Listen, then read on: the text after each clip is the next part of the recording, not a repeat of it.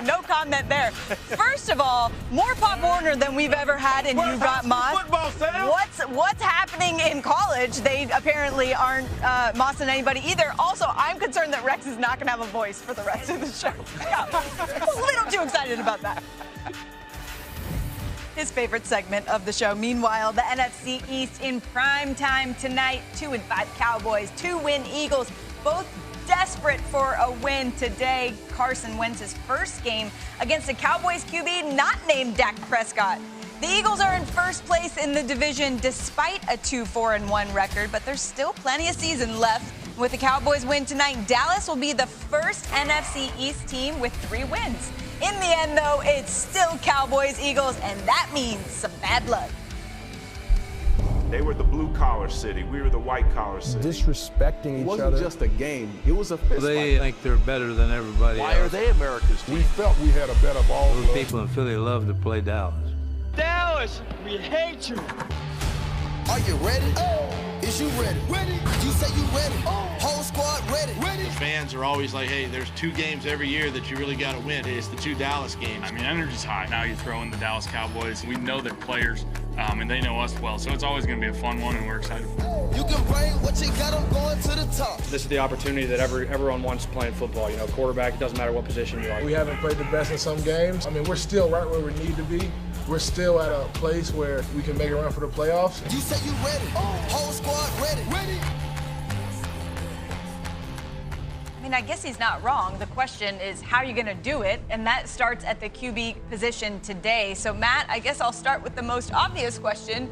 Who is Ben DiNucci? Like you don't know who Ben DiNucci is. Come on. Hey, we made a little highlight tape. Who is Ben DiNucci? Well, I'll tell you. He's a former Pitt Panther who transferred to JMU. That's James Madison University. And he's a little bit of a gunslinger. Former Pennsylvania Gatorade Player of the Year.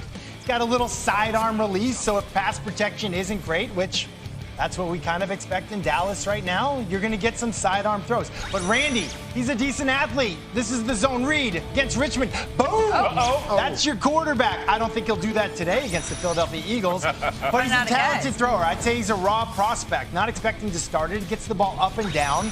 And one thing I noticed just watching his highlight reel from JMU, he gives his wide receivers a chance. He throws it up and gives them a chance. Dallas is talented at wide receiver. My question is, can that offensive line give him a chance to get the ball off today against a good Philly defensive line? I don't think so. I don't think it's Matt, let me get this right. So this guy transferred from Pitt. Why would you do that?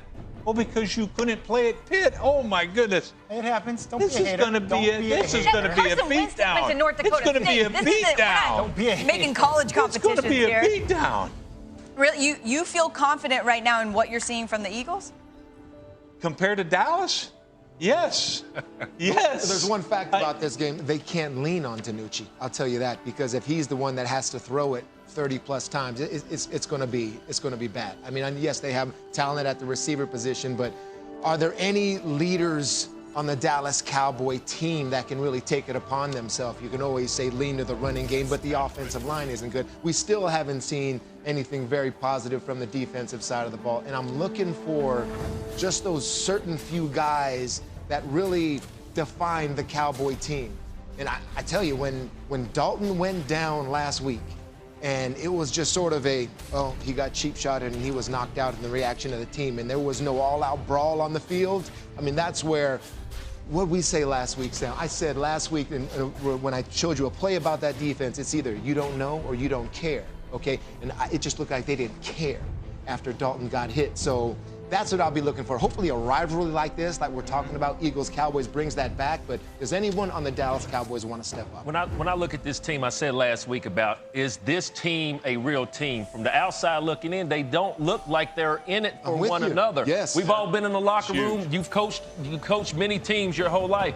When I look at this game, you was talking about his athletic ability. When I look at a guy like Dak Prescott versus Andy Dalton's athletic ability, you know, there's a big margin between the two of them. When I look at DiNucci coming into a big game like this against the Philadelphia Eagles, it just takes one play to ignite a team. Yeah, everybody's down on the Dallas Cowboys because why? Because we're not used to them playing this style of football week in and week out. Teams lose, teams win, but not consistently the way the Dallas Cowboys have been losing. One big play for one player. It starts at the quarterback position. I can see him tonight, Sunday Night Football, a big play using his athletic ability to get out the pocket and make a play for his team. The Dallas Cowboy teams need it. The wide receivers need it. I can't wait to see this quarterback and his athletic ability tonight on Sunday Night Football. Doesn't the Eagles have to be licking their chops, though? They really do. So. Those pass rusher, everybody else, stop the run. Let's get after the quarterback. You know, Brew, you bring up a great point about lack of leadership on that football team. Dak Prescott clearly was the leader of that team. They're getting a guy back on defense that's going to make a huge difference, all right, in Sean Lee.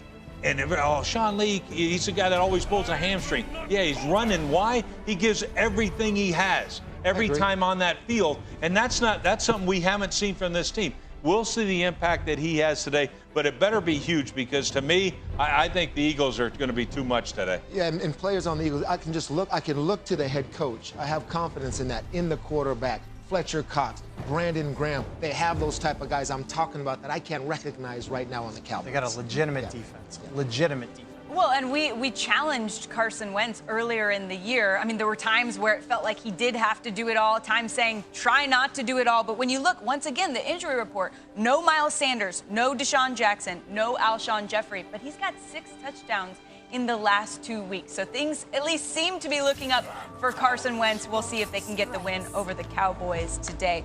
Now let's go back to Kansas City, shall we? Patrick Mahomes, maybe sharing what it's like when things are going well on your football team. Situation, narrative is everything in the NFL.